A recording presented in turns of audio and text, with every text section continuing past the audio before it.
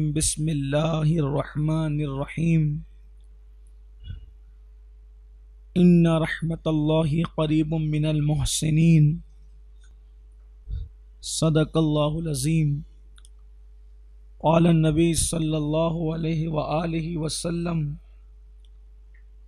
الاحسان ان تعبد اللہ کأنک ترا فإن لم تکن ترا فإنه يراك او كما قال صلی اللہ تعالی علیہ وآلہ وسلم صدق اللہ وصدق رسول اللہ صلی اللہ تعالی علیہ وآلہ وسلم غوث اعظم بمنے بے سر و سما مددے قبلہ دین مددے کعبہ ایمان مددے انتظار کرم تست من عینی را اے خدا جو خدا بینو خدا دا مددے بگردہ بے بلا افتاد کشتی ضعیفانو شکستہ رات و پشتی بحق کے خواجہ عثمان ہارون مدد کن یا معین الدین چشتی مدد کن یا معین الدین چشتی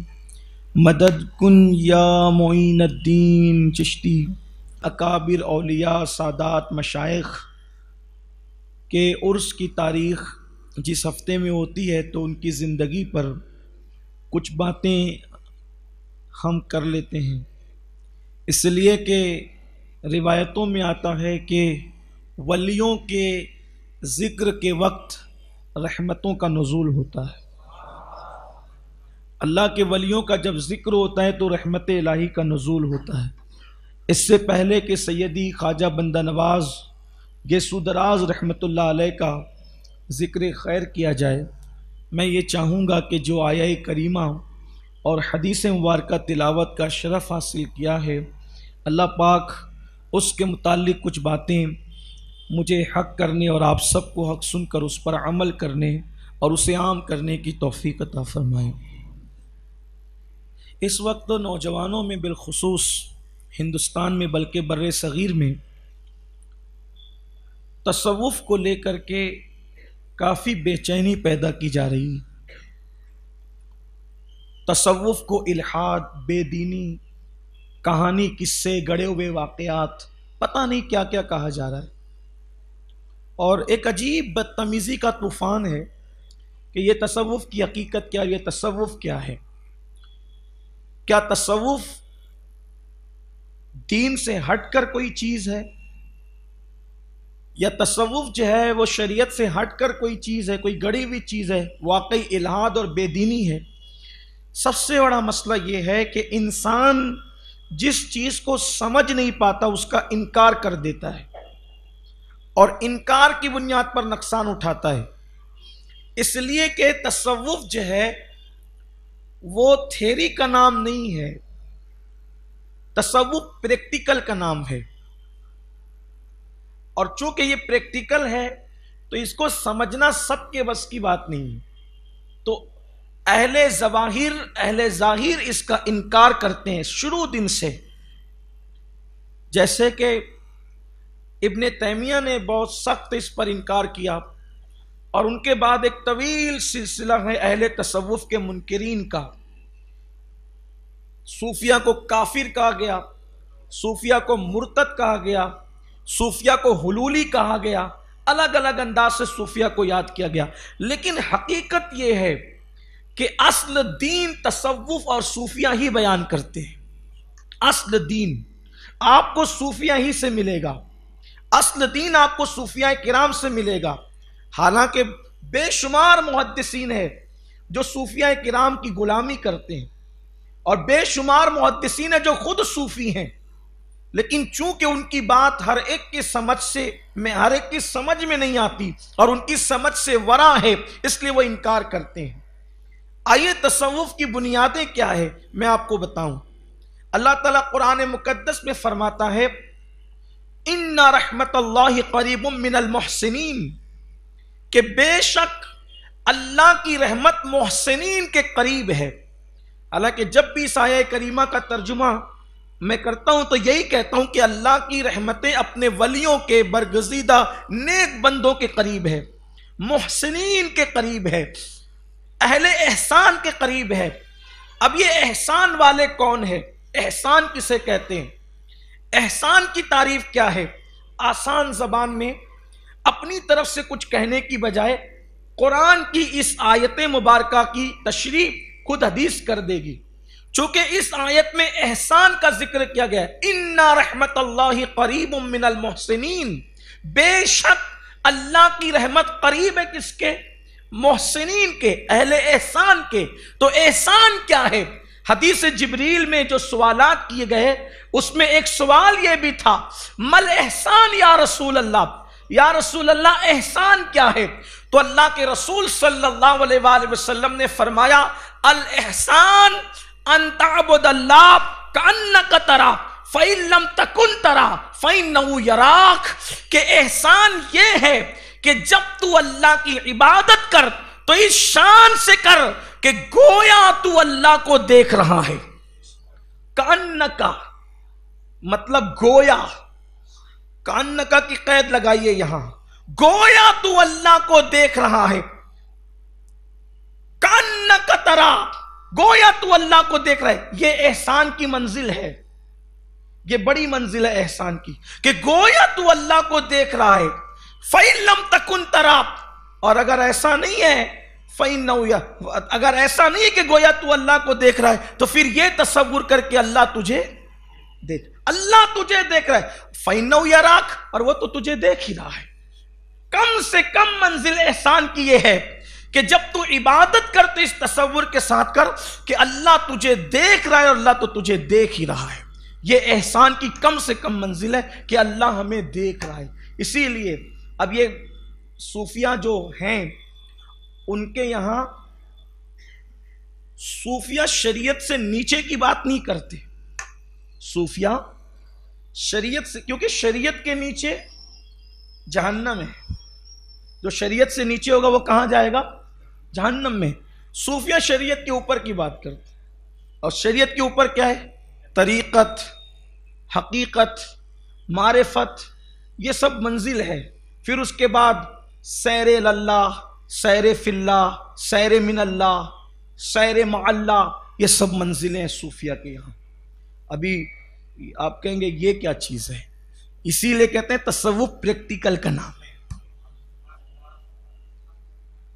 جب تک کہ اس منزل میں پیر کامل کے ذریعے سے آدمی ہاتھ نہیں رکھتا اس وقت تک کہ یہ منزل اس کو سمجھ میں نہیں آتی۔ اچھا، جب یہ باتیں چونکہ بہت اوپر کی ہے تو بالکل ایسے جیسے کے جی کے بچوں کے سامنے کوئی پی ایچ ڈی کی گفتگو کرے تو کیسے اس کے سر کے اوپر سے اور 10 فٹ اوپر جائے گی، تو کیا یہی حال ہوگا نا؟ سمجھ میں کیا آنا ہے اس کو؟ تو یہ پریکٹیکل ہے۔ تو چونکہ لوگ اس منزل سے گزرے نہیں ہیں، انہیں پتہ نہیں ہے، اس لیے وہ منکر ہوتے ہیں۔ اور ہمارے یہاں اہل سنت میں بے شمار ہمارے اسلاف ہیں جن کو اللہ نے اس منزل سے گزارا، بلکہ سرکار نور حضور مفتی اعظم علیہ رحمہ کے پیر و مرشد سرکار نوری میاں نوری دادا سرکار علیہ رحمت و رضوان فرماتے کہ اللہ نے مجھے اس منزل سے گزارا۔ وہ فرماتے ہیں اور کہتے ہیں کہ اب مجھے ایمان پر خاتمے کے سوا اور کوئی تمنا نہیں رہ گئی ہے۔ تو ہمارے یہاں تو ابھی بہت دن نہیں ہوا، بلکہ میں سمجھتا ہوں کہ 1 صدی کے بزرگ ہیں، یہ 1 صدی کے بزرگ ہیں۔ اور یہ تو میں نے ایک نام لیا، اسی طرح سرکار وارث پاک ہیں، یہ بھی 1 صدی کے بزرگ، یہ بھی ان منزلوں پر فائز تھے۔ اسی طریقے سے اور کئی ہمارے اسلاف ہیں جن کے نام جو اوپر کے لوگ ہیں، محبوب الہی ہیں، سرکار نصیر الدین چراغ دہلوی ہیں، حضرت بختیار کاکی، یہ تو بہت بڑے لوگ ہیں۔ میں بات کی جنریشن کی بات کر رہا ہوں کہ یہ لوگ بھی ان منزلوں پہ فائز تھے۔ سیر اللہ، سیر فی اللہ، سیر من اللہ، سیر مع اللہ، یہ مقامات سے گزرے ہوئے تھے۔ فنا فی اللہ، بقا باللہ کی یہ منزلیں اللہ تبارک و تعالیٰ نے انہیں پار کرائی تھی۔ تو یہ لوگ جو نہیں سمجھتے ہیں تو اس لیے وہ انکار کرتے ہیں، کیونکہ تصوف پریکٹیکل کا نام ہے۔ تو وہ شریعت سے نیچے کی بات صوفیہ نہیں کرتے، وہ اوپر کی بات کرتے ہیں۔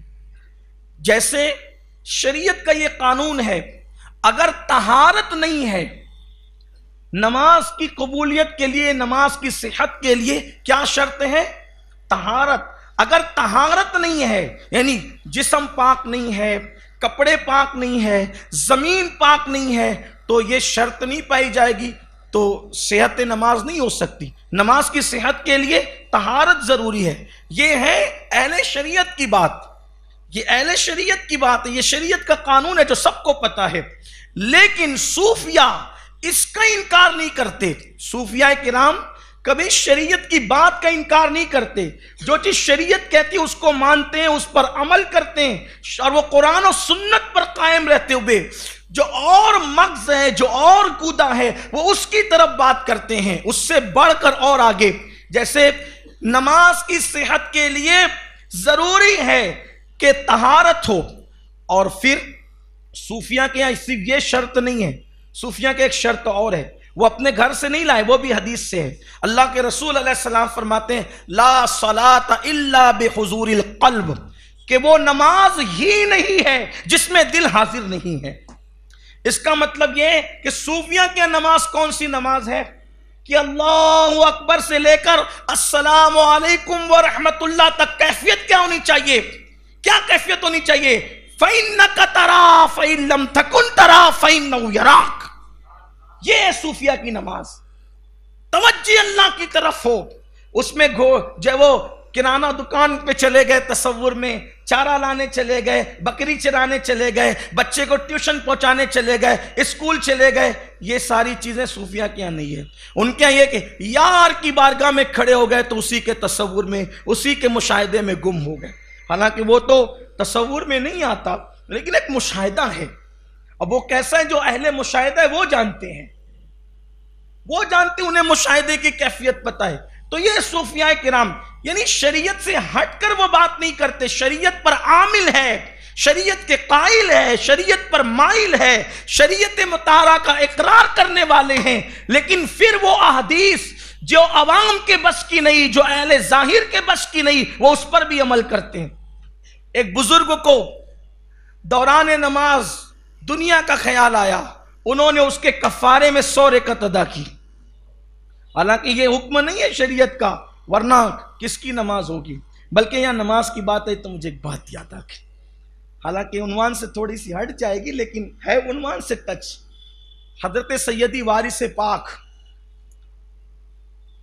عالم پناہ حضرت وارث پاک سید وارث علی شاہ رحمت اللہ تعالی علیہ قادری،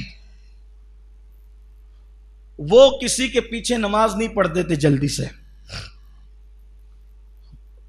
تو لوگوں نے فتنہ بپا کیا کہ یہ نماز ہی نہیں پڑھتے۔ وہ پڑھتے تھے نماز لیکن کسی کے پیچھے نہیں پڑھتے تھے، یعنی کسی کی اقتداء نہیں کرتے تھے، خود پڑھاتے بھی نہیں تھے اور کسی کے پیچھے پڑھتے بھی نہیں تھے، اپنے اجرے میں رہتے تھے، نماز پڑھتے تھے۔ تو لوگوں نے فتنہ کی یہ نماز نہیں پڑھتے، پبلک تو پبلک ہی ہے نا، پھر انہیں تو فتنہ ہی چاہیے الا ماشاءاللہ، تو ان کے پیچھے فتنہ لگا دی، نماز نہیں پڑھتے، نماز نہیں پڑھتے۔ وارث پاک کو لوگوں نے کہا کہ نماز نہیں پڑھتے، کہا میں تو پڑھتا ہوں، کون کہتا نہیں پڑھتے؟ کہا آپ کو کسی کے پیچھے نہیں پڑھتے تو لوگ کہتے نہیں پڑھتے۔ کہا چلو ٹھیک ہے بھائی، اگر آپ پڑھوانا ہی چاہتے ہو تو چلو لے چلو، کہاں چلتے ہیں؟ تو ایک امام صاحب کے پیچھے لے جا کر کھڑا کیا، امام صاحب نے کہا اللہ اکبر، انہوں نے بھی کہا اللہ اکبر، تو سرکار وارث پاک نماز تو پڑھ لی۔ جب نماز ہو گئی وہ فرمایا امام صاحب بہت تھکایا آپ نے، وہ اصل میں پوربی بھاشا بولتے تھے، بہت تھکایا امام صاحب، بہت تھکایا، سنا امام صاحب بہت تھکایا، ہاں ایسی ان کی عادت تھی، ان کا لہجہ یہ تھا، بہت تھکایا۔ تو امام صاحب نے، اب امام صاحب کی عزت پہ کسی کی بھی، امام کیا کسی کی بھی عزت پہ بن آئے گی تو آدمی تو دائیں بائیں کرے گا نا۔ کہا حضرت کیا ہوا، کیا گستاخی ہو گئی؟ کہا امام صاحب میں بوڑھا آدمی، نماز میں اللہ اکبر کا آپ کے پیچھے ہو گیا، اب جدھر امام ادھر مقتدی، تو آپ تو پہلے چلے گئے سیدھا کرانہ دکان والے کے پاس، آپ کے پیچھے پیچھے مجھے بھی جانا پڑا، پھر آپ جو ہے وہ گھوڑے کو چارہ لانے کے لیے چلے گئے تو پھر آپ کے پیچھے پیچھے مجھے بھی جانا پڑا، پھر آپ دودھ لانے بھی گئے تو مجھے پھر آپ کے پیچھے ایک بوڑھے آدمی کو چند رکعت نماز میں کہاں کہاں لے کر کے گھومتے رہے حضرت، میں تھک گئے آپ کے پیچھے، اسی لیے میں پیچھے نماز نہیں پڑھتا۔ تو پھر اس کے بعد لوگوں نے کہا وارث پاک سے، وارث علی، جب تم کسی کے پیچھے نہیں پڑھتے کسی کے پیچھے تو پڑھو گے۔ تو وارث پاک نے فرمایا علی حسین اشرفی جیسا امام لا کر دو، میں اس کے پیچھے جماعت کے ساتھ نماز پڑھوں گا۔ اگر امام ہو تو علی حسین اشرفی میاں جیسا، شیخ المشائخ سیدی اعلیٰ حضرت اشرفی میاں جیسا امام لا کر ان کے پیچھے نماز پڑھو۔ تو اب ہم لوگ لیکن یہ نہیں کر سکتے، ورنہ پتہ چلا مینکیوں کو بھی زکام ہو جاتا ہے، چلو اب ہم بھی کسی کے پیچھے نہیں پڑھیں گے، تو آپ بھی تو وارث پاک بنے نا۔ اپنا تو وضو بھی درست نہیں ہے تو وارث، لوگ اللہ والوں کے برابر بننا چاہتے ہیں، پہلے اللہ والا بن تو صحیح، وہ مقام تو پا۔ ہمارے لیے تو ایسا ہی کہ جو سنی امام ہے اس کے پیچھے کھڑے ہو گئے، اللہ مالک ہے۔ ایک بار مجھے کسی نے کہا کہ بھئی وہ فلاں کے پیچھے نہیں پڑے آپ، وہ فلاں ایسا کرتا ہے، تو میں نے کہا دیکھو ایسا ہے، اگر سنی سے العقیدہ ہے میں اس کے پیچھے کھڑے ہو جاتا ہوں یہ سوچ کر کہ اس سے زیادہ گنہگار میں ہوں، جب یہ مجھ سے بہتر ہے تو میرا امام ہو سکتا ہے، اور کائنات کا ہر سنی مجھ سے بہتر ہے، تو اس لیے میں اس کے پیچھے کھڑا ہو جاتا ہوں، میں یہ تفریق نہیں کرتا، بس شرط ہے کہ وہ سنی سے العقیدہ ہونا چاہیے، باقی کے معاملات اللہ پہ چھوڑ دو۔ تو وارث پاک نہ بنے آپ، یعنی کردار میں بنے، کیریکٹر میں بنے، اس معاملے میں آپ نہ بنے، ورنہ کچھ لوگ ایسے بھی ہوتے ہیں فجر میں خود پڑے رہیں گے اور وہ کہیں گے اس کے پیچھے نہیں ہوتی ہماری اور اس کے پیچھے نہیں ہوتی۔ ہاں اللہ تعالیٰ رحم و کرم فرمائے۔ لیکن بہرحال عرض یہ کر رہا تھا، بات دور نکلی کہ صوفیاء کرام لا صلاۃ الا بحضور القلب، وہ اس طرح کی بات کرتے۔ اسی طرح سے صوفیاء قرآن اور حدیث سے کہیں ہٹے ہوئے نہیں، ہر جگہ وہ آپ کو قرآن اور حدیث پر ملیں گے، بلکہ اللہ کے رسول علیہ السلام نے جو خاص باتیں کہی ہے جس کو لوگ نہیں کرتے، جیسے مثال کے طور پر سیدی سرکار بندہ نواز گیسو دراز رحمت اللہ تعالی علیہ، آپ کی عادت کریمہ تھی، آپ تلقین کرتے تھے، آپ چاشت کی نماز کے بھی پابند تھے، اوابین کے بھی پابند تھے، اشراق کے بھی پابند تھے، تہجد کے بھی پابند تھے، اور آپ صوم داؤدی رکھا کرتے تھے۔ 104 سال کی آپ نے عمر شریف پائی ہے، 104 سال کی، 104 سال کی عمر میں پہنچنے تک آپ صوم داؤدی رکھتے تھے۔ جب بڑھاپا زیادہ آ گیا، عمر زیادہ ہو گئی، تب بھی آپ نے ایام 20 کے روزے ترک نہیں فرمائے، نہیں 13، 14، 15 یہ 3 روزے ہیں مہینے کے، اس کو آپ نے زندگی کی آخری سانس تک ترک نہیں فرمایا، کیونکہ میرے آقا علیہ السلام کی حدیث پاک ہے جو 13، 14، 15 کے 3 روزے رکھے ایک مہینے میں، وہ ایسا ہی ہے کہ جیسے اس نے مہینہ بھر روزہ رکھا۔ اللہ تبارک و تعالیٰ اس کو یہ انعام دیتا ہے کہ اس نے گویا مہینے بھر روزہ رکھا، وہ بہت پابندی کے ساتھ وہ یہ صوم داؤدی رکھتے تھے، اور آخری عمر میں جو 100 سال کے اوپر کی عمر ہو گئی، عمر شریف، اس میں بھی آپ نے کبھی جو ہے وہ ایام 20 کے روزے ترک نہیں فرمائے۔ چاشت، اشراق، چاشت، اوابین، تہجد، یہ ساری نمازیں ہوتی رہی۔ ایک خاص بات حضرت بندہ نواز گیسو دراز بلند پرواز رضی اللہ تعالیٰ عنہ کی یہ بھی ہے کہ امام حسن بصری سے لے کر خواجہ نصیر الدین چراغ دہلوی تک علم میں کوئی کم نہیں ہے، سب علم کے ایک سے ایک جبل شامخ ہیں، بلند پہاڑ ہے، مضبوط پہاڑ ہے یہ علوم کے۔ سلسلہ چشتیہ اہل بہشتیہ کے جتنے بزرگ ہیں، بلکہ سلسلہ قادریہ بھی ہو، سلسلہ نقشبندیہ بھی ہو، سلسلہ سہروردیہ بھی ہو، لیکن اس وقت تو سلسلہ چشتیہ کی بات چل رہی ہے۔ امام حسن بصری سے لے کر خواجہ نصیر الدین چراغ دہلوی تک کون ہے ایسا کہ جس کے پاس علم نہ ہو؟ یہ صوفیہ بھی تھے، محدثین بھی تھے۔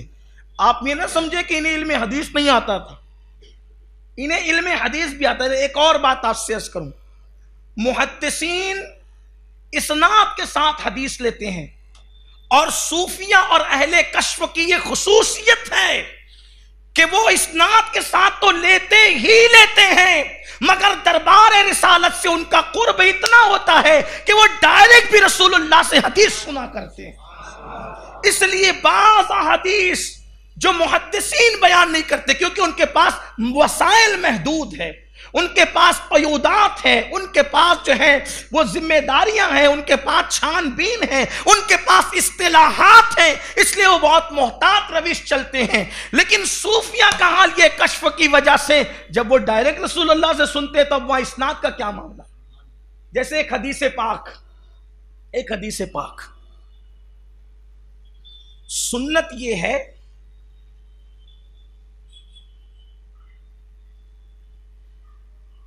کہ سر کے سارے بالوں کو برابر کاٹا جائے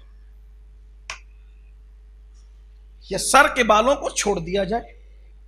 جیسے حضور اکرم صلی اللہ علیہ وآلہ وسلم حج اور عمرہ کے لیے گئے تو پورے بال نکال دیے، اور پھر یہ دو موقع کے علاوہ پھر حضور علیہ السلام کی زلفیں رہی، اور وہ زلفیں ہوتی تھی حضور علیہ السلام کے شانوں پر، کندھوں پر۔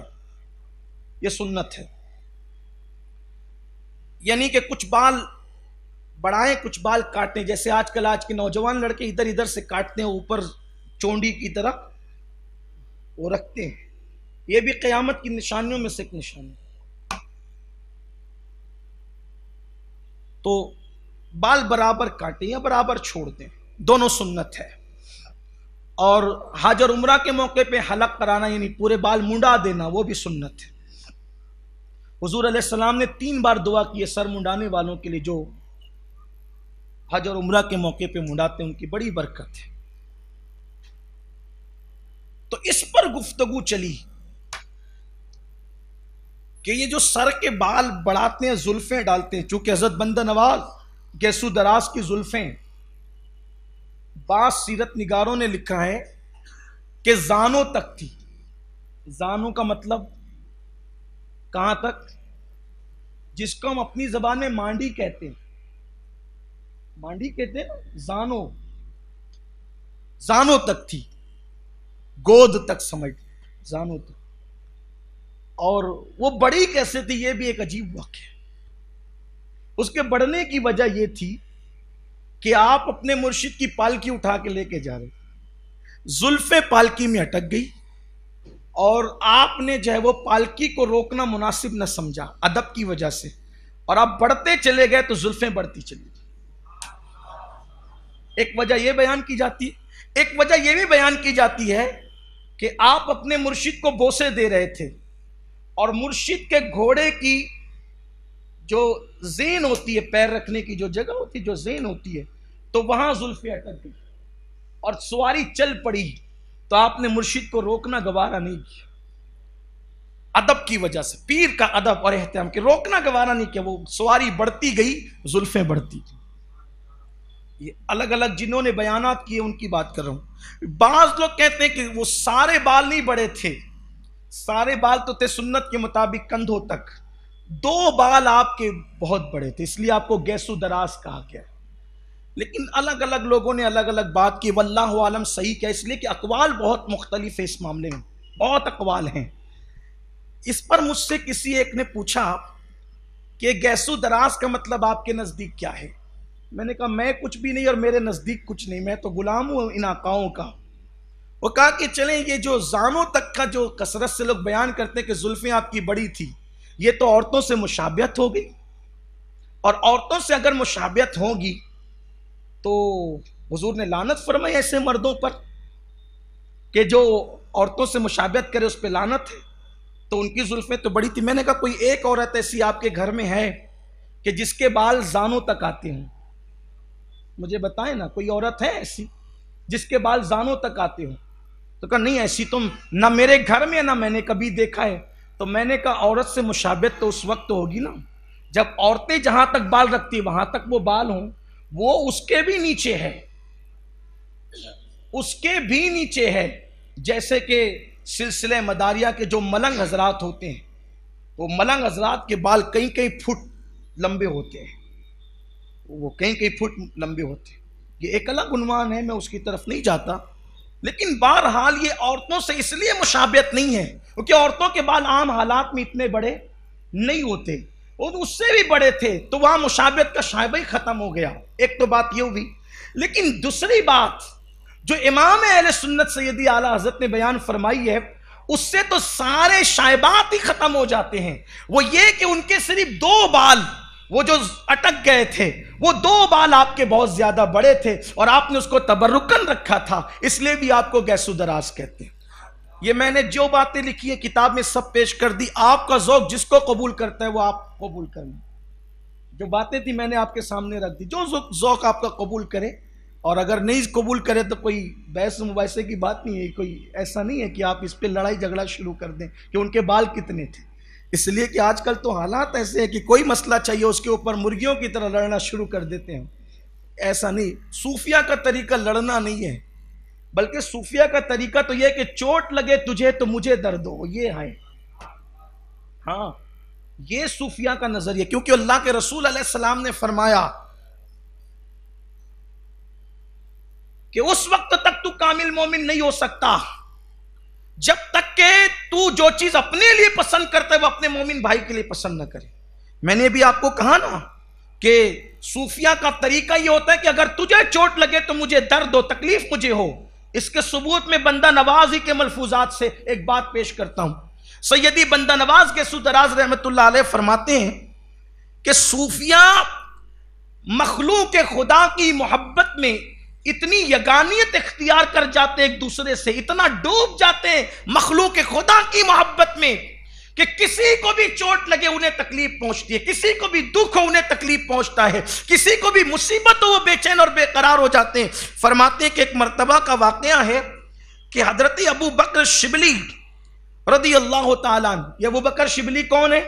بہت بڑے بزرگ ہیں، سلسلہ چشتیہ اور سلسلہ قادریہ کے امام میں سے۔ یہ حضرت جنید بغدادی کے مرید اور خلیفہ ہیں۔ حضرت ابو بکر شبلی، ہم لوگ پڑھتے ہیں نا شجرے میں، بیر شبلی شیر حق دنیا کے کتوں سے بچا، ایک کارک عبد واحد بیریا کے واسطے۔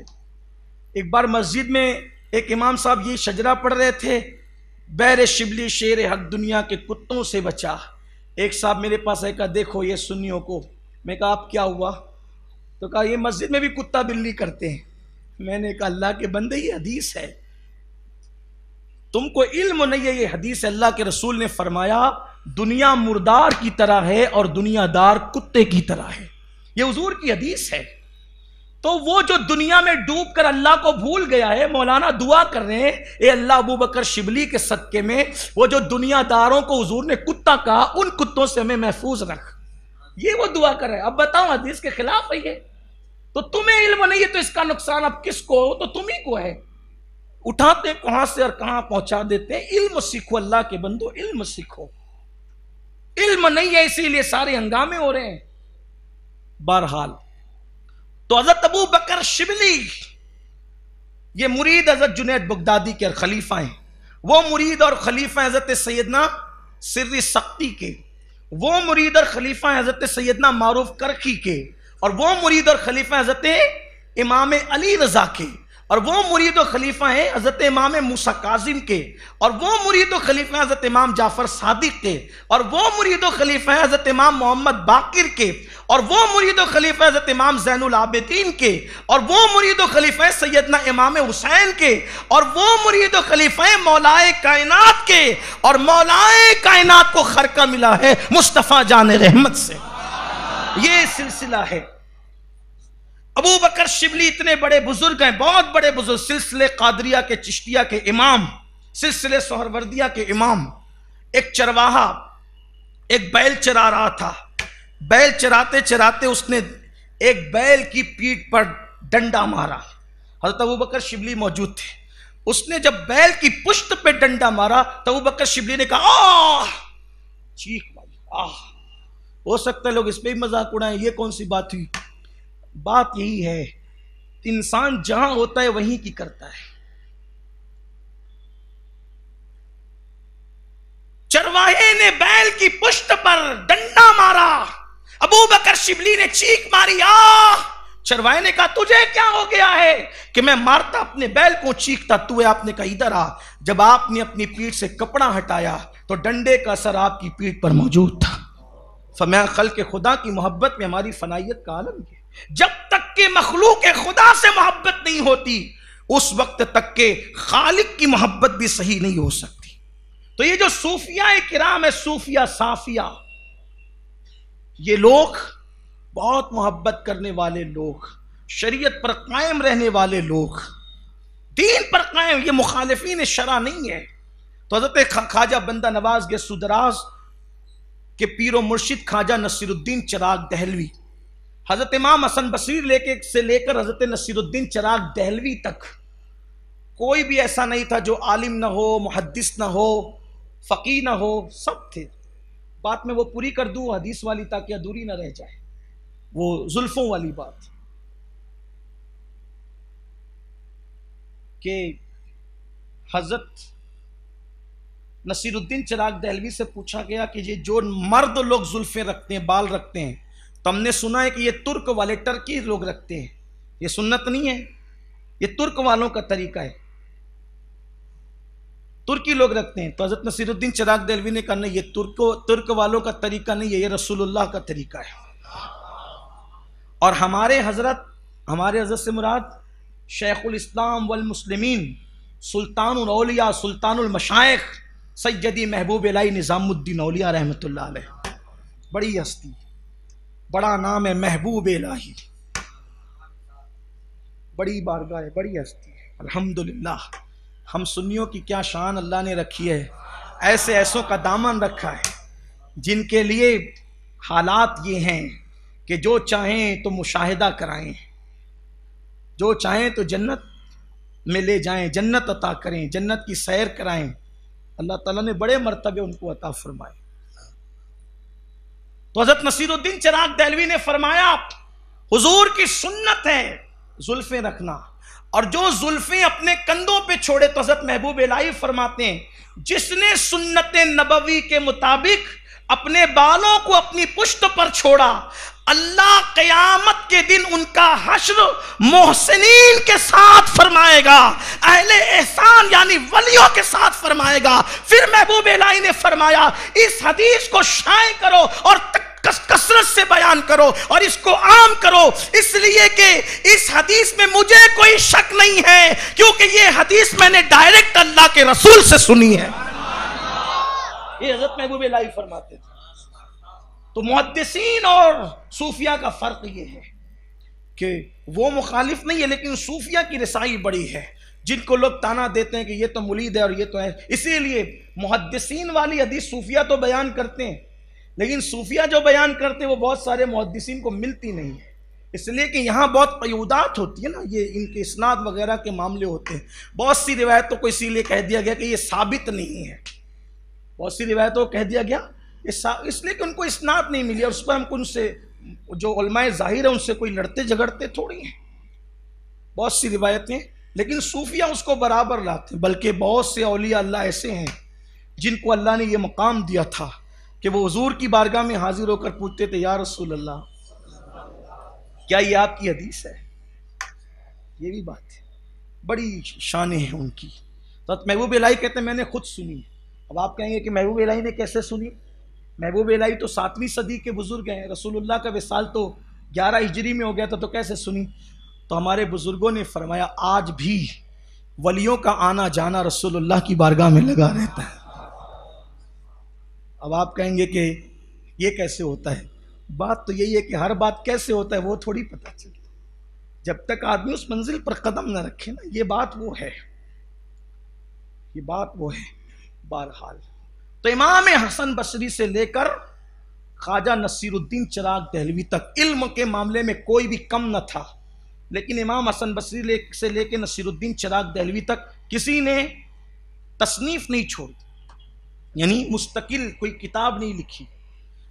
بزرگوں کے ملفوظات جمع کیے، وہ ملفوظات بزرگوں کے ہیں، ان کی مستقل تصنیف نہیں ہے۔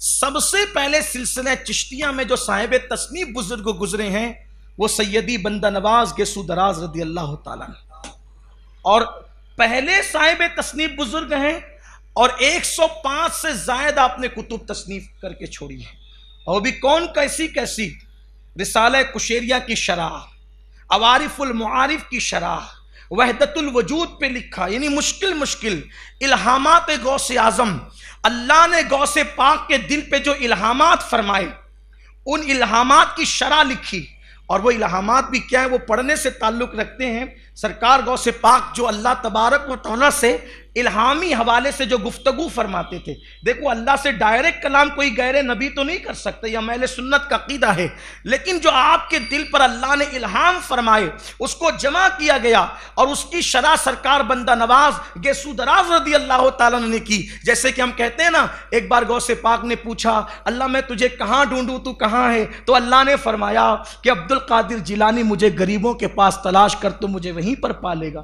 تب یہ ڈائریکٹ گفتگو تھوڑی ہوئی ہے معاذ، یہ الہام کہتے ہیں، الہام ہوا آپ کے قلب پاک پر. اسی طریقے سے ہم کہتے ہیں نا، اللہ پاک غوث پاک سے فرماتا ہے عبد القادر تجھے میری قسمیں کھا لے، عبد القادر تجھے میری قسم. تو یہ ڈائریکٹ گفتگو نہیں ہے، الہام ہے. میرے امام اس کو کہتے ہیں قسمیں دے دے کے کھلاتا ہے پلاتا ہے تجھے، پیارا اللہ تیرا چاہنے والا تیرا. یہ تو آپ نے اس کی بھی شرح لکھی، وہ بہت خوبصورت ہے. اسی طریقے سے آپ کی اور بھی تقریباً 105 سے زائد کتب ہے، یہ جو سیرت نگاروں نے لکھا، اور بھی ہو سکتی ہے، اس لیے کہ کسی بھی بزرگ یا کسی بھی شخصیت کی زندگی میں اختلافات ہیں، ہر ایک کی اپنی اپنی تحقیق ہے. کوئی بات حتمی طور پر ہم نہیں کرتے کہ یہی ہے اور یہی حرف آخر ہے، نہیں، ایسے نہیں.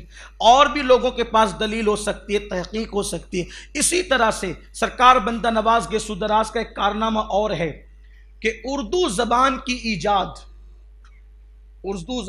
ایجاد شروعات 3 بزرگوں کی طرف کی جاتی ہے.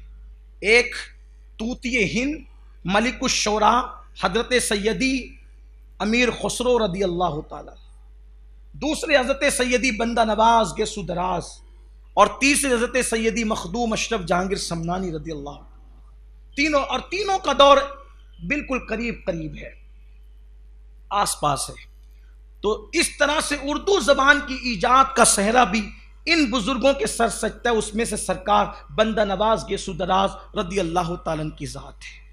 اب آئیے سرکار بندہ نواز گیسو دراز، ایک خاص بات اور کہ آپ کی ولادت ہوئی دلی میں، اور آپ کی زندگی کا اکثر بیشتر جو وقت گزرا وہ دولت آباد شریف میں، ہمارے یہاں قریب. آپ کے والد بزرگوار کا مزار بھی یہی ہے دولت آباد شریف میں. ہم ان سے بہت قریب ہیں. ان کے والد کا نام تھا سید محمد یوسف، اور ان کا لقب تھا راجو قتال یا راجہ قتال. ہمارے راجو قتال ہی کہتے ہیں ان کو، راجہ قتال بھی کہا جاتا ہے. قتال، قتل کرنے والا. ان کو قتال کیوں کہا جاتا ہے؟ بندہ نواز کے والد کو قتال کہنے کی وجہ یہ ہے کہ آپ نے اپنے نفس کے ساتھ ایسے مجاہدہ اور جہاد کیا کہ گویا آپ اپنے نفس کو قتل کرنے والے تھے، اسی لیے آپ کا لقب ہو گیا قتال. اور حضرت راجہ قتال سید محمد یوسف حسینی رضی اللہ تعالیٰ کا سلسلہ نسب صرف 21 واسطوں سے رسول اللہ سے جا کر کے ملتا ہے، اور بندہ نواز گیسو دراز کا سلسلہ نسب 22 واسطوں سے، چونکہ وہ ان کے بیٹے ہیں، 22 واسطوں سے رسول اللہ سے جا کر ملتا ہے. یعنی اتنا قریب ہے، بہت دور نہیں ہے، 22 واسطے، 22 واسطوں سے ملتا ہے. تو آپ کا بچپنا جو ہے وہ یہاں گزرا، لیکن چونکہ ایسا ہوا کہ محمد تغلق نے دلی سے جو راجدھانی تھی، پایہ تخت تھا، وہ منتقل کر کے دیوگیری، جس کا نام آج دولت آباد شریف ہے، اس کو بنا لیا. تو وہاں کے اہل دلی کو کہا کہ سب وہاں منتقل ہو جائیں، تو سب یہاں منتقل ہو گئے. گویا کہ اس شر میں خیر یہ ہوا، اس فتنے میں خیر یہ نکلا کہ اتنے سارے اولیاء ہمارے پڑوس میں ہیں. وہ جو فتنہ ہوا تھا نا دلی میں، اس وجہ سے تو وہ یہاں آ کر کے حضرت راجہ قتال شاہ حسینی رحمت اللہ تعالیٰ علیہ وہ آ کر کے وہیں پر آپ کا مکان جو تھا، آپ اپنے مکان ہی میں دفن ہوئے ہیں. تو اس وقت حضرت سیدی بندہ نواز گیسو دراز کا بچپنا تھا، آپ یہیں تھے. اور آپ کے سگے ماموں اس وقت تو دولت آباد کے صوبہ دار گورنر تھے. لیکن ہوا یہ کہ آپ کی امی، آپ کے والد کے وصال کے بعد کچھ ایسا معاملہ ہوا کہ اپنے بھائی سے ناراض ہو کر کے آپ پھر واپس دلی کی طرف چلی گئی. تو چونکہ حضرت راجو قتال شاہ حسینی یعنی بندہ نواز کے والد بزرگوار یہ مرید ہیں حضرت محبوب الہی کے، یہ خلیفہ حضرت محبوب الہی کے، اسی طرح سے آپ کے نانا یہ بھی مرید حضرت محبوب الہی کے۔ حضرت محبوب الہی نے بڑا کام کیا ہے، سلسلہ چشتیہ کے عظیم محسنوں میں سے ہے، سلسلہ چشتیہ کی آبرو ہے۔ سلسلہ چشتیہ دو بزرگوں کے ذریعے سے بہت پھیلا، ایک تو حضرت محبوب الہی نظام الدین اولیاء اور دوسرے سیدی سرکار سید علی احمد صابر کلیری رضی اللہ تعالیٰ عنہ۔ وہ ایک کو چشتی نظامی کہا گیا اور ایک کو چشتی صابری کہا گیا۔ تو ان دونوں ہستیوں سے سلسلہ چشتیہ بہت پھیلا ہے، بہت عام ہوا، اور یہ دونوں حضرت سرکار بابا فرید گنج شکر رضی اللہ تعالیٰ عنہ کے مرید میں سے ہیں، مرید اور خاص مریدوں میں سے ہیں۔ اللہ اکبر۔ تو یہ مرید اور خلیفہ تھے محبوب الہی کے، ان کا وصال ہو گیا۔ ان کے نانا بھی، ان کے ماموں بھی مریدوں میں سے تھے حضرت محبوب الہی کے۔ بچپن سے محبوب الہی کا ذکر سنتے تھے، دل و دماغ میں بیٹھتا تھا۔ حضرت محبوب الہی کا وصال ہو چکا تھا۔ آپ کے جانشین اور آپ کے خلیفہ سیدی سرکار نصیر الدین چراغ دہلوی، چراغ دلی تھے آپ، معمولی ہستی نہیں ہے نصیر الدین چراغ دہلوی، چونکہ بڑی ہستی ہے جس کو چراغ دلی کہا جاتا ہو، اور وہ بھی کیسے چراغ دلی؟ حضرت محبوب الہی کے بہت خلفاء تھے، بہت خلفاء۔ حضرت بابا برہان الدین غریب یہ خاص خلفاء میں سے، جن کے نام پر شہر برہان پور بسا ہوا ہے، جن کو ہم مالیگاؤں والے 21 خواجہ کہتے ہیں۔ ہم لوگ ان کو 21، ہمارے ہاں بھی اولیاء اللہ کے نام بھی ہم اپنی مرضی سے لیتے ہیں، اس لیے پہچان بھی اپنی مرضی سے ہے۔ تو بابا برہان الدین غریب، اب آپ سوچیں گے کہ یہ کون؟ تو آپ کو پتہ ہونا چاہیے جن کو ہم 21 خواجہ کہتے ہیں، 21ویں خواجہ وہ ہے سرکار بابا برہان الدین، امام اعظم ابو حنیفہ کی اولاد میں سے، 22 خواجہ کے پیر و مرشد۔ تو بڑے خلفاء تھے، آپ کی کثرت سے خلفاء مریدین ہوئے نظام الدین اولیاء محبوب الہی کی۔ تو چونکہ چہیتے تھے بہت حضرت امیر خسرو، حضرت امیر خسرو بہت چہیتے تھے، تو سب کو یہ گمان ہوتا تھا کہ محبوب الہی کا جانشین کون ہوگا؟ حضرت امیر خسرو۔ اتنی قربت، اتنی محبت، اتنا پیار کہ حضرت محبوب الہی فرماتے تھے کہ اگر شریعت کی قید نہ ہوتی تو میں وصیت کر جاتا کہ مجھے اور خسرو کو ایک ہی قبر میں دفن کر دوں۔ یہ تھی، اتنی محبت تھی، اتنا پیار تھا۔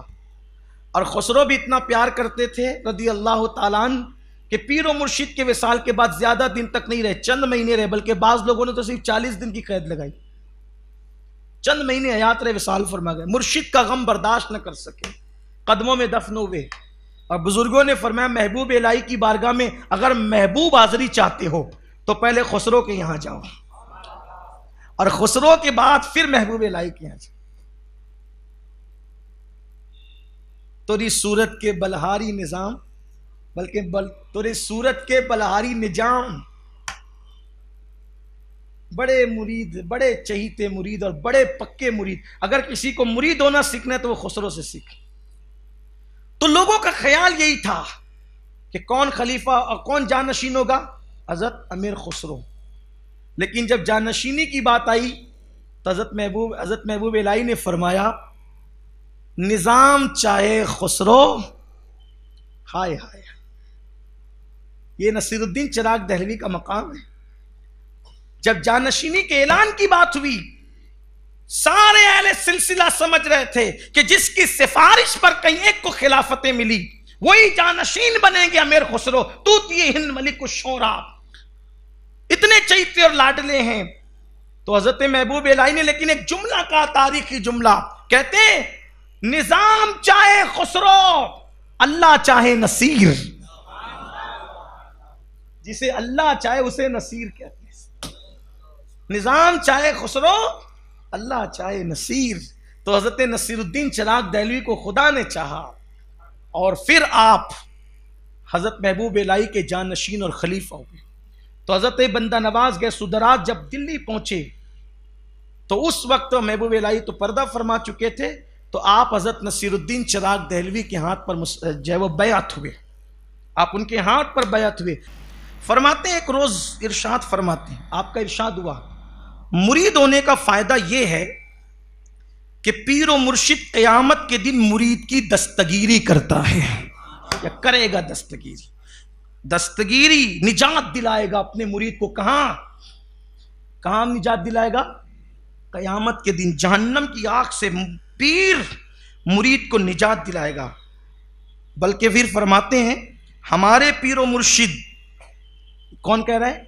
حضرت محبوب الہی، حضرت بندہ نواز گیسو دراز کہہ رہے ہیں ہمارے پیر و مرشد یعنی سرکار نصیر الدین چراغ دہلوی کا ایک مرید تھا، لیکن وہ آزاد خیال تھا۔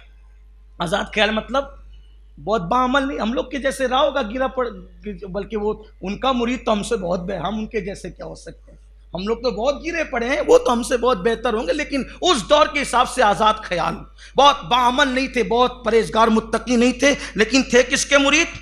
خواجہ نصیر الدین چراغ دہلوی کے مرید تھے۔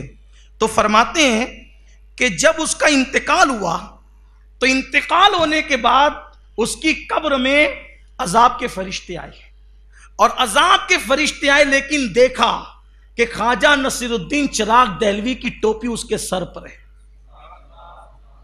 اس سے پتہ چلا کہ بزرگوں کے تبرکات قبر میں رکھنا جائز ہے۔ یہ پیر کی ٹوپی کیا کر سکتی ہے؟ پیر کی ٹوپی کیا کر سکتی ہے وہ اندر والوں کو پتہ ہے، اندر جا کے پتہ چلے گا کیا کر سکتی ہے۔ حضرت بندہ نواز کے سدراس فرماتے ہیں کہ ہمارے پیر و مرشد کا مرید نصیر الدین چراغ دہلوی کا مرید قبر میں گیا، آزاد خیال تھا، آزاد طبع تھا، آزاد طبیعت تھا، لیکن پیر و مرشد کی ٹوپی اس کے سر پہ تھی۔ عذاب کے فرشتے آئے تو اس وقت تو فرشتوں نے کہا جس کے سر پہ حضرت خواجہ نصیر الدین کی ٹوپی ہو اسے عذاب کیسے دیں؟ نصیر الدین چراغ دہلوی کی ٹوپی جو پہن کے آیا ہو تبرک ہے، اس کو عذاب کیسے دیں؟ اب اس کے بعد چونکہ آپ جانتے تھے نا،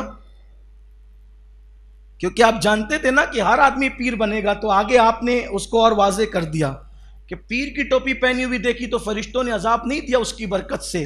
تو حضرت بندہ نواز فرماتے ہیں مگر ہاں فقیر کو یعنی پیر کو خدا کے یہاں اتنا اعزاز ہوتا ہے کہ اس سے تعلق قائم کرنے سے، پیر کو اللہ کے اتنا مرتبہ حاصل ہوتا ہے کہ اس سے تعلق قائم کرنے کی وجہ سے انسان جہنم کی آگ سے بچ جاتا ہے۔ اب آگے آپ فرماتے ہیں مگر اس وقت تک کسی کو پیر بننا جائز نہیں ہے، اس وقت تک کسی کو پیر بننا جائز نہیں ہے جب تک کہ وہ اللہ کے یہاں یہ مقام نہ پالے کہ وہ لوگوں کو جہنم سے آزاد کرا سکتا ہو۔ جب تک یہ مقام اس کو حاصل نہ ہو جائے کہ وہ اللہ کے یہاں اتنا مقام پالے کہ وہ اللہ سے عرضی کرے تو اللہ اس کو جہنم سے آزاد کر دے، اس وقت تک کہ جائز نہیں کہ وہ مرید کرے۔ آپ دیکھیں اپنے یہاں لوم چلانے والے، مقادمی کرنے والے، ہوٹلوں پہ نماز کے ٹائم میں بیٹھنے والے، ناچ کودنے پھاندنے والے، نمازوں سے دور رہنے والے مرید کر رہے ہیں، لوگ ہو رہے ہیں مرید، اچھی نیچی دیتے ہیں گھروں میں بیٹھ بیٹھ کر کے، اچھا عورتوں کو لے کر بیٹھتے ہیں۔ تو میں دیکھ رہا ہوں کہ عورتوں کو ذکر بھی کرایا جا رہا ہے، یہ اللہ سامنے بٹھا کر۔ انا للہ و انا الیہ راجعون۔ اللہ کے لیے سنیوں سنیت کو بدنام نہ کرو، اللہ کے یہاں منہ دکھانا ہے، اللہ کے یہاں منہ دکھانا ہے، اور میں دعا کرتا ہوں کہ اللہ سنیوں کو شعور عطا فرمائے۔ تو عرض یہ کر رہا تھا حضرت نصیر الدین چراغ دہلوی کے بارے میں بندہ نواز سرکار فرماتے میرے مرشد نے میری تربیت کی، پیر ہوتا ہی تربیت کے لیے، اور جس کو خود علم نہ ہو، جس کی خود تربیت نہ ہو، وہ کیا تربیت دے گا؟ حضرت بندہ نواز گیسو دراز نے کم و بیش 20 سال کا عرصہ اپنی پیر و مرشد کی خدمت میں گزارا، کم و بیش 20 سال کا عرصہ نصیر الدین چراغ دہلوی کی خدمت۔ تو حضرت آپ نے پوچھا فجر پڑھتے ہو نا؟ کہاں؟ وضو کب تک رہتا ہے؟ کہا طلوع آفتاب تک۔ وہ کا اشراق بھی پڑھ لیا کر۔ فرماتے چند دن تک میں اشراق پڑھتا رہا، پھر فرمایا کیا حال ہے؟ تو کہا اس کے ساتھ چاشت بھی ملا لیا کر۔ میں چاشت کا پابند ہو گیا۔ فرمایا روزے کتنے رکھتے ہو؟ کہا حضور 13-14 رکھتا ہوں، اور رجب کے روزے رکھتا ہوں۔ کہا شعبان کے؟ کہا صرف 9 رکھتا ہوں۔ تو کہا اس میں 21 اور ملا لو، 9 میں 21 شعبان کے اور ملا لو تو 3 مہینے کے پورے روزے ہو جایا کریں گے۔ پھر اس کے بعد عید کے موقع پہ پوچھا کہ شوال میں کیا کرتے ہو؟ تو کہا کہ ششیدی روزے بھی رکھتا ہوں، 6 روزے عید کے بھی رکھتا ہوں۔ تو کہا کہ ہمارے بزرگوں کا طریقہ یہ ہے کہ ہم لوگ صوم وصال رکھتے ہیں، صوم وصال یعنی روزانہ روزہ رکھتے ہیں۔ اس پر بعض لوگوں نے اختلاف بھی کیا ہے، لیکن صوفیہ کے یہاں ایک طریقہ، تو کہا پھر اس طرح ہوا۔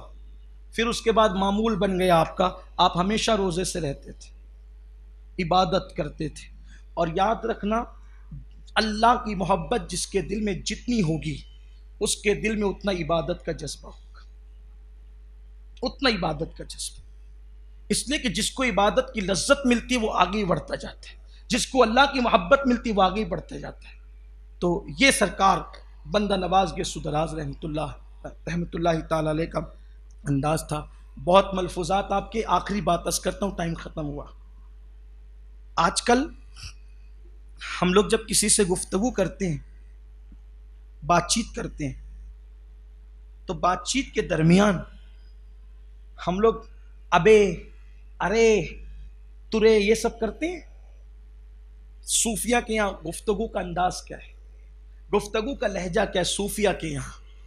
حضرت سرکار بندہ نواز فرماتے ہیں، ایک مجلس میں مولانا جلال الدین، علاؤ الدین، مولانا صدر الدین اور میں خود بیٹھا ہوا تھا.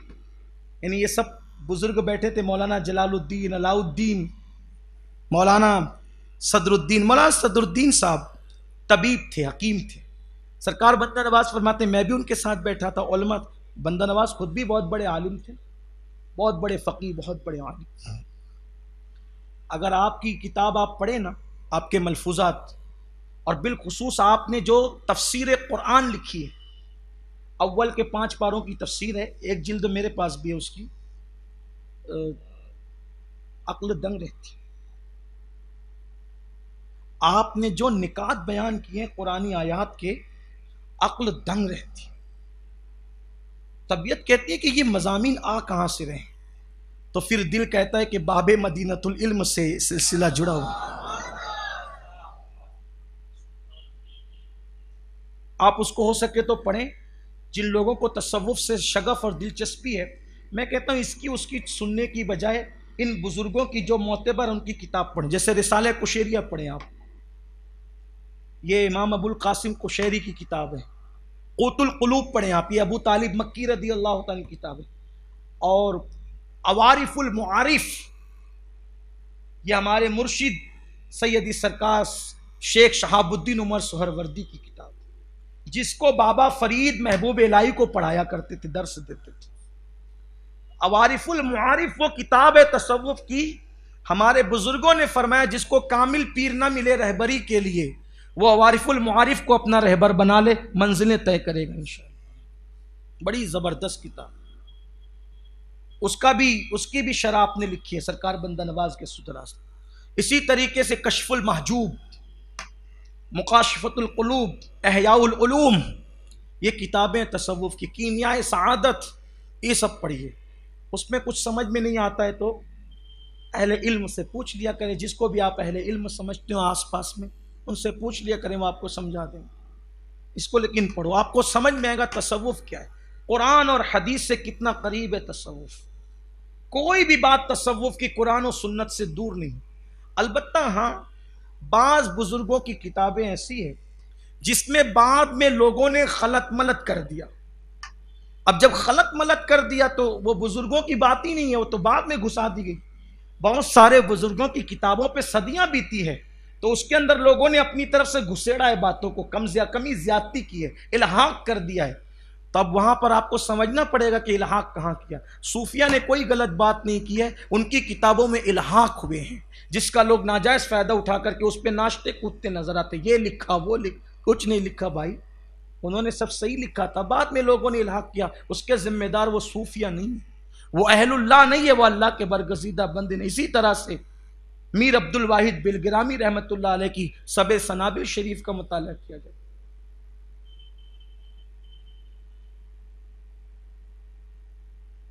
تو سرکار میں بندہ نواز کے سدراز فرماتے ہیں کہ مولانا جلال الدین تھے اور حضرت علاؤ الدین تھے، مولانا صدر الدین تھے، میں بھی بیٹھا تھا، اور وہ طبیب تھے مولانا صدر الدین صاحب. تو فرماتے ہیں کہ اس وقت ہم بات چیت کر رہے تھے تو اتنے میں ایک غیر مسلم آیا، اور غیر مسلم آیا اور اس کا نام تھا بہنو یا بنو. ہندوستان میں ایسے کچھ نام ہوتے ہیں، تو اس کا کیا نام تھا؟ بہنو یا بنو. تو اس وقت حضرت مولانا جمال الدین صاحب نے اس وقت حضرت مولانا صدر الدین صاحب نے جو طبیب تھے ان کے پاس آیا تھا. مولانا جمال الدین اور سرکار بندہ نواز تو وہاں بیٹھے ہوئے تھے طبیب صاحب کے پاس, مولانا صدر الدین کے پاس بیٹھے ہوئے, اور صدر الدین جو طبیب تھے ان کے پاس ایک غیر مسلم آیا بنو نام کا یا بہنو نام کا, تو کہا ابے او بنو, ابے او بنو. تو مولانا جمال الدین نے فرمایا مولانا آپ مولانا ہو اور آپ ابے بولتے ہو, یہ تصوف, یہ صوفیہ ہے. کافر کو بھی ابے, اور ہم تو اپنے دوستوں کو بھی ابے, کچھ لوگ تو بیوی کو بھی ابے بولتے. یہ ابے ہمارے یہاں بیوی کو ہی بولا جاتا ہے, بھائی کو ہی ابے اماں بھی لوگ بولتے ہیں, ابے یار اماں, ابے یار ابا, یہ سب بھی ہو. دین نہیں سیکھا, دین نہیں سیکھا. مولانا جمال الدین نے مولانا صدر الدین سے کہا مولانا آپ عالم ہو, آپ ابے بنو بولتے ہو, ابے بولتے ہو آپ. تب چونکہ آدمی کو کوئی نصیحت کرے تو کوئی نہ کوئی راستہ تو چاہیے نا بچنے کا. مولانا صدر الدین نے کہا حضرت یہ کافر ہے نا, یہ کافر ہے, کافر. کافر کو ابے نہ بولوں, ہائے ہائے ہائے, اگر میں کافر کو ابے بولتا ہوں تو کیا ہو جاتا ہے؟ فرمایا یہ کافر ہے نا, آپ تو مسلمان ہیں نا. آپ کی نشست سے, آپ کی برخاست سے, آپ کے اٹھنے سے, آپ کے بیٹھنے سے دین جھلکنا چاہیے. آپ کافر کو ابے نہ بولیں, اور اگر آپ اس کو اگر ابے بول کر کے نہیں پکارو گے, آپ اس کو بنو بھائی کہہ کے, ہائے ہائے یہ صوفیہ ہے. اگر آپ اس کو ابے بنو کی بجائے بنو بھائی کہہ کر کے پکارو گے تو تمہاری شان میں کوئی فرق آ جائے گا. اس کو ابے نہ کہنا, اگرچہ کافر اس کو ابے نہ کہنا, اس سے پتہ چلتا ہے صوفیہ کا انداز کیا تھا. یہی وہ محبتوں کا ماحول تھا جس کی بنیاد پر صوفیہ کے ہاتھ پہ لوگ اسلام قبول کرتے رہے, صوفیہ کے ہاتھ پہ لوگ اسلام لاتے رہے. اور سرکار بندہ نواز گیسو دراز کی کیا شان بیان کروں, اس سے بڑی بات کیا ہوگی. وہ بہت بڑے تھے, بہت بڑے تھے, بہت بڑے تھے, لیکن میرے مخدوم, میرے مرشد سرکار تارک السلطنت مخدوم اشرف جہانگیر سمنانی 2 مرتبہ ان سے ملاقات کے لیے تشریف لے گئے. ایک بار وہ حیات تھے ظاہری طور پر, تب ملاقات کے لیے گئے, اور دوسری مرتبہ گئے تو آپ کا وصال ہو گیا. مخدوم صاحب فرماتے ہیں میں پوری دنیا گھوما, مجھے گلبرگہ کی فضا جتنی راس آئی, روئے زمین پر مجھے جو وہ کسی شہر کی فضا اتنی راس نہیں آئی. بلکہ مخدوم صاحب کی سیرت میں یہ بات موجود ہے کہ اللہ نے جو آپ کو غوثیت کا مقام عطا فرمایا وہ بھی گلبرگہ شریف کی سرزمین پر عطا فرمایا. یہ سرکار بندہ نواز گیسو دراز ہے. اللہ سرکار بندہ نواز گیسو دراز کے فیوز و برکات سے ہم سب کو مالا مال فرمائے, اور اللہ تعالی ہمیں بزرگوں کے نقش قدم پر قائم و دائم رکھے. اللہ ہمیں شریعت پر قائم, شریعت پہلے ہے, شریعت بعد میں سب ہے. ہم ہر شخصیت کو کس پر تولیں گے؟ جو شریعت پہ اترتا ہے اس کے پیچھے چلیں گے. جو شریعت پہ نہیں اترتا, کتنا ہی بڑا ہو, کتنے ہی بڑے باپ کا بیٹا ہو, کتنے ہی مالدار ہو, کتنا ہی بڑا کچھ بھی ہو, بڑا ٹائٹل کچھ بھی ہو, شریعت سے جو ہٹ گیا ہے پھر ہم اس کے پیچھے نہیں چلیں گے, اس کو فالو نہیں کریں گے. یہ اپنا مزاج بنائیں, اور ایسے لوگ گانجا چرس اڑم جڑم جو سب کر رہے ہیں ایسے لوگوں سے دور رہو. اس سے سنیت بدنام ہو رہی ہے, اس سے دین بدنام ہو رہا ہے. لوگ اپنے کو 4 گالیاں دیتے ہیں, دیتے رہیں, لیکن حق بات خود بھی کیجئے, اپنے دوستوں کا ذہن بنائیے. ایک بات آپ سے اور عرض کر دوں, پیری مریدی کوئی فرض اور واجب نہیں ہے ہماری, لیکن شریعت پر عمل کرنا ہمارے ہاں فرض ہے. لیکن اگر واجب نہیں ہے تو یہ غیر واجبی بھی اور غیر ضروری بھی نہیں ہے. پیری مریدی ہونی چاہیے, اس کی برکتیں ہیں. بلکہ ہم تو اتنی اہمیت دیتے ہیں پیری مریدی کو کہ ہمارے مخدوم صاحب سرکار مخدوم اشرف جہانگیر سمنانی فرماتے ہیں کہ مرید انڈے کی طرح ہے. مرید کس طرح ہے؟ انڈے کی طرح. اور پیر کامل, وہ جس کا ذکر ہوا, پیر کامل مرغی کی طرح ہے. انڈا چھینکے میں, فریج میں, ٹوکری میں 10 سال بھی پڑا رہے تو بولو انڈا چوزا بنے گا؟ نہیں بنے گا. لیکن اگر انڈا 15 دن مرغی کے نیچے رہے تو بولو چوزا بنے گا کہ نہیں بنے گا؟ تو جب تک انڈے کو مرغی کی گرماہٹ نہ ملی اس وقت تک انڈا چوزا نہیں بن سکا. اسی طرح جب تک بندے کو سچا پیر نہیں ملتا اس وقت تک کہ بندہ کامل نہیں ہوتا. سچا پیر ملے، جس قسمت والے ہیں وہ سچا پیر. اب سچا پیر کیا؟ پھر دہرا دیتا ہوں. جس میں 4 باتیں وہ سچا پیر. جس میں 4 باتیں وہ: نمبر 1 سنی صحیح العقیدہ ہو. نمبر 1 ہاں یعنی کہ ادھر ادھر کا نہ ہو، ورنہ اس کا عقیدہ ہی خراب ہے تو کیا ہوگا. سنی صحیح العقیدہ ہو نمبر 1. نمبر 2 کبھی بھی اٹھ کر کے مریدی شروع نہیں کر دی ہو، اس کو خلافت کہیں سے ملی، اور جہاں سے خلافت ملی اس کو بھی کہیں سے ملی ہو، اس کو بھی یعنی پوری کڑی سے کڑی، اور ایسی کڑی جڑی ہو کہ اس کا سلسلہ بالاتصال رسول اللہ سے جا کر کے ملے. دوسری شرط. تیسری شرط پابند شرع ہو، خلاف شریعت کام نہیں کرتا، عورتوں سے پیر نہ دبوائے، پابند شرع ہو، نماز کا پابند ہو، شریعت کا پابند شرع ہو، حرام کام علل اعلان نہ کرتا ہو. ٹھیک، شریعت کا 3 باتوں کی. چوتھی بات اتنا علم رکھے کہ بغیر کسی کی مدد کے ضروریات زندگی کے مسائل کتابوں سے نکال سکے. یعنی غسل کا طریقہ، وضو کا طریقہ، نماز کا طریقہ، نکاح، طلاق، ایمان، کفر، یہ سب جو ضروریات کے مسائل اس کو یاد ہونے چاہیے یا کتابوں سے نکال سکے، وہ سمجھ سکے، سمجھا سکے. یہ 4 باتیں جس میں ہے وہ کامل پیر ہے. چاہے اس سے کرامت کا صدور ہوتا ہو یا نہ ہوتا ہو، ہوا میں اڑتا ہو یا نہ اڑتا ہو، پانی پہ چلتا ہو نہ چلتا ہو، لیکن یہ 4 چیزیں وہ سچا پیر ہے. سچے پیر سے مرید ہو جاؤ گے. اگر اللہ نہ کرے 4 شرطیں اس میں لیکن ہے وہ خالی، اگر وہ خالی ہے تو اس کے پیر سے آپ کو فیض ملے گا، اور اگر وہ بھی خالی ہے تو اس کے پیر سے فیض ملے گا. اگر وہ بھی خالی ہے اس کے پیر سے، یعنی اوپر سے وہ نسبتیں آپ کو ملے گی. اور اگر اللہ نہ کرے سب خالی ہے، میرے غوث تو پھر کیا کہنا، میرے خواجہ کا تو کیا کہنا. حالانکہ ایسا نہیں ہوتا، یہ نسبتیں آپ کو نصیب ہوگی. اللہ تعالیٰ توفیق رفیق عطا فرمائے. گفتگو کے درمیان کوئی غلطی تو اللہ معاف فرمائے.